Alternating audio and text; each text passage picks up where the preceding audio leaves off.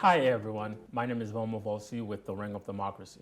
The Ring of Democracy is a nonprofit organization founded in 2016 to engage, educate, organize, and mobilize Black, Brown people and marginalized individuals. Today we are here with Maggy Krell, who is running for Assembly District 6. Maggy, thank you for being here. Glad to have you. Just have a quick conversation and just tell the people about yourself really quickly. Good afternoon. Thanks so much for having me, Volma. Yes, I'm running for Assembly here in Sacramento. It's District 6, and it covers most of the city of Sacramento and then also some unincorporated areas of Sacramento County, the North Highlands, as well as the downtown core, Midtown, downtown, Land Park, Curtis Park, Arden Park, East Sacramento. And then it kind of cuts off in the southern part of Sacramento in Oak Park. And the pocket area is 1 district south. So it covers that, and I'm running to represent our community in the California legislature. And yeah, I'm happy to talk to you about the many issues facing California. Yes, thank you. So let's get into it, right? So, you know, California is unique, right? The 5th largest economy in the world, right? But we have a lot of challenges. Homelessness is top of that. Affordable housing, or lack of affordable housing is top of that. As a person who's coming in to represent the district we're going to represent, but really all of Californians, right? What are you thinking about when it comes to both homelessness and housing? What are the policies you are thinking about once you are in office? Great question. Housing and homelessness is one of the biggest challenges facing California right now. As I talk to voters every day, that's usually top of mind. And I think of it in the kind of larger spectrum of really cost of living issues in California, that the cost of milk is too high, that certainly the cost of rent is too high, and that we're not building housing at a quick enough pace to keep up with the housing needs for our population. No, thank you for that. But yeah, so if the cost of housing is too high, right, and we're not building enough housing fast enough, and people are working and barely making minimum wage, and how do we mitigate that? How do we solve that problem? Because it doesn't matter how much housing we're building if they're not affordable for the individual who's making $20 an hour, then it just doesn't matter. That's right. I think that we need housing at all levels. I mean, we need more supply of housing, definitely at the lowest end, affordable housing, and also middle-class housing, and also homeowner opportunities and first-time buyer opportunities. I mean, our entire housing economy needs to grow and needs to increase in efficiency. But in terms of, you know, making sure that people can afford to live here, we have to look at wages, we have to look at job creation and where we're creating more living wage jobs so that people can have the opportunities here to, you know, have a good life for their families, put food on the table, send their kids to school, you know, not work 3 jobs, work 1 job. I mean, that's the kind of life that we want to provide for Californians. Okay, great. So around the homelessness issue, like recently, the Supreme Court passed its ruling that people staying on the streets is, you know, illegal, right? And you, you are an experienced a Deputy Attorney General that would have been, you know, part of, I guess, your job, depends on if that's something that you were focused on, to help implement and make sure that people weren't on the streets. Like, what do you say about that ruling, as far as, like, because people on the street, that's where they're at. Like, there's nothing I can do or anyone can do about that. How do we go about solving that and doing it in a humane way? Yeah, I mean, I think it's important to recognize that the ruling gives, you know, local government the authority to regulate where where people can sleep, and to regulate homelessness in ways that cities felt curtailed before. It doesn't require anything of cities. It doesn't require cities to act in a different way, but it allows them to. And I think what we're looking at here is, and again, I'll go back to the affordable housing crisis and the fact that there's just simply not enough places for people to stay. So yes, we have some enforcement mechanisms. We can move camps, but where are we moving them to? And I think we need to be strategic about how we're providing services to those on the streets. There's certainly some best practices we can look at, smaller models where people get the one-on-one care that they need, where people can have a sense of belonging and build a community, in a shelter environment that becomes a home. But that takes time and that takes resources, and it's certainly not a one-size-fits-all for the people that are out there. Agreed. Let's just shift just a little bit, all right? We all know, like, you have experience with Planned Parenthood, right? So would you just tell us a little bit, how would you go about safeguarding reproductive rights?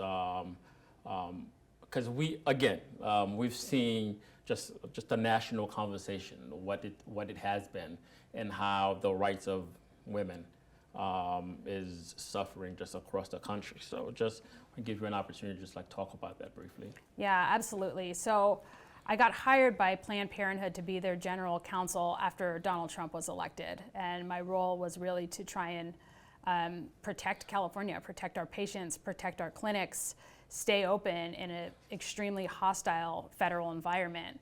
Now, at that point, we didn't have the Dobbs ruling yet. Roe v. Wade was still the law of the land, except the hostility that we faced from the federal government still was a threat to reproductive rights and reproductive access, even in California. And I'll tell you why.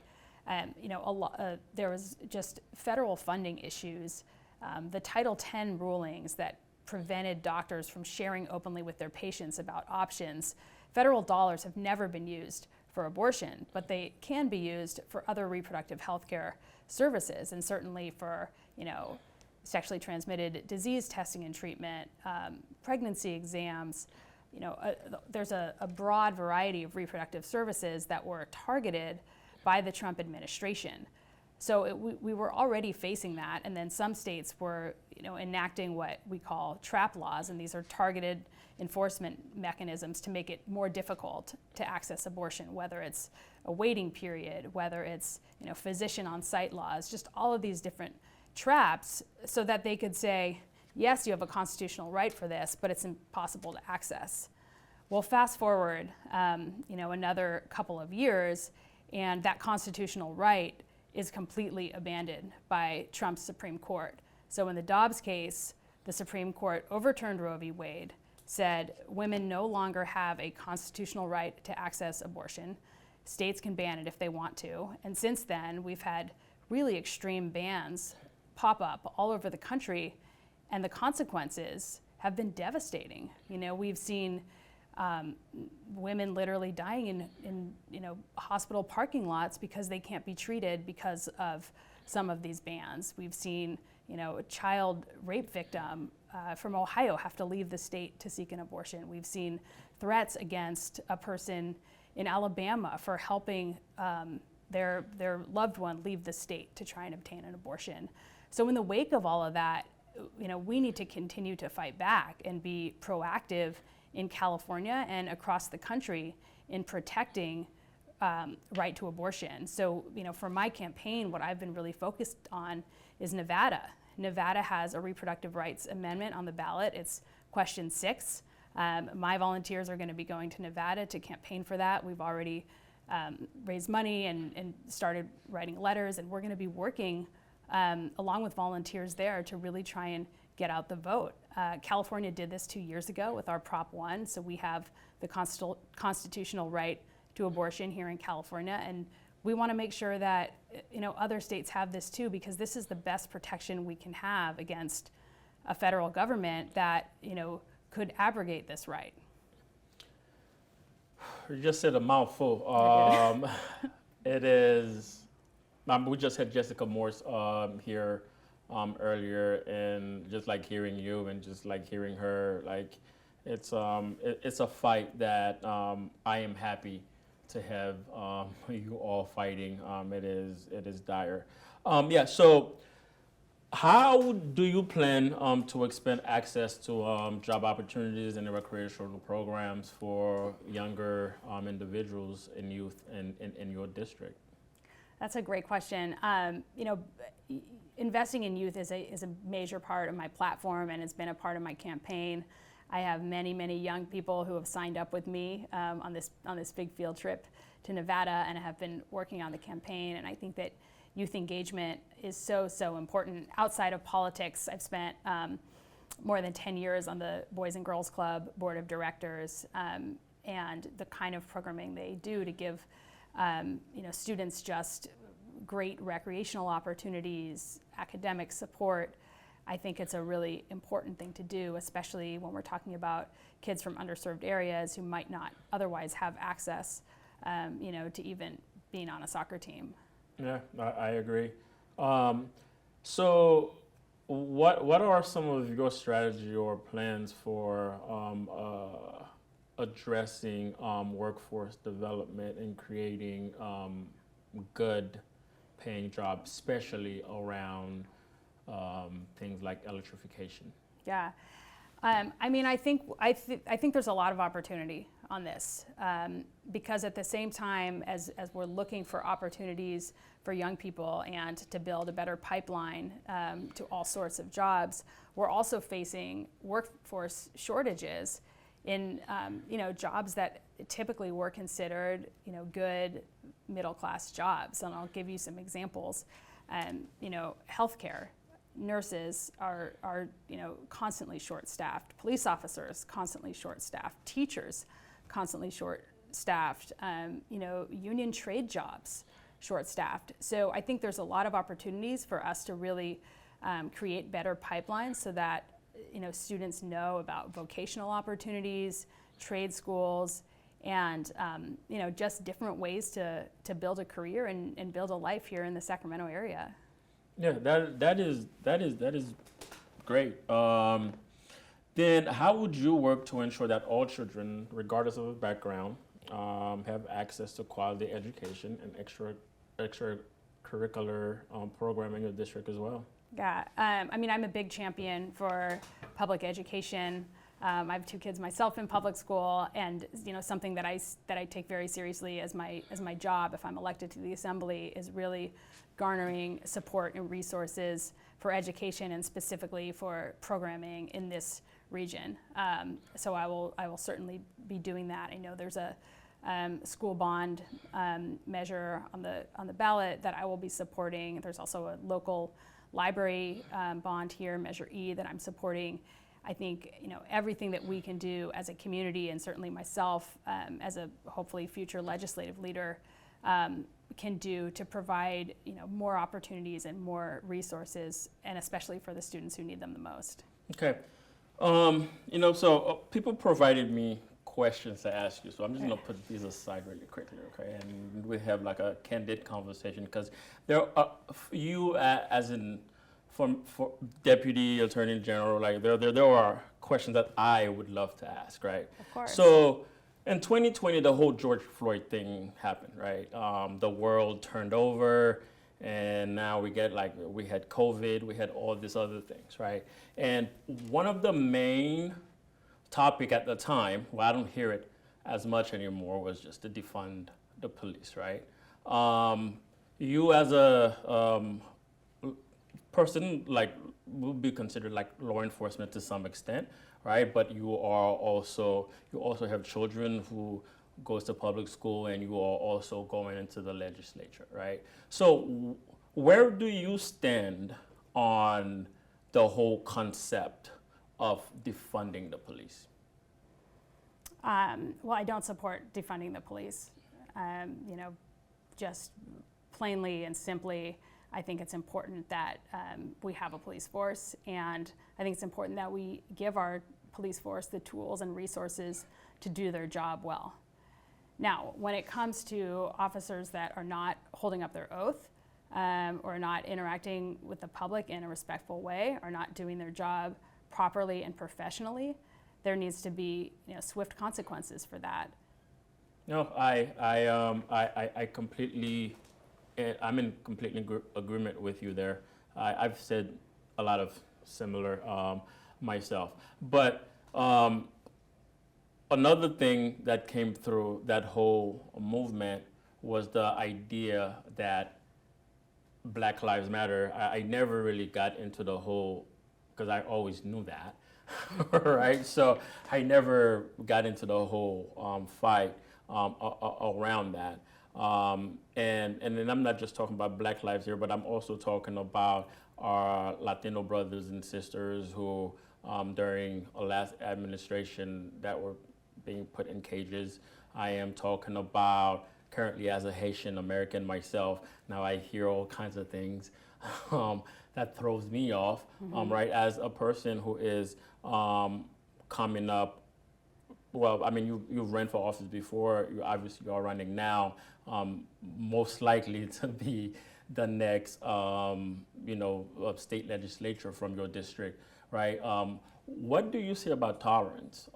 Being able to just tolerate the people around us, regardless of their sexual orientation, race, religion, or anything like that. I just want to hear your perspective on that a little bit.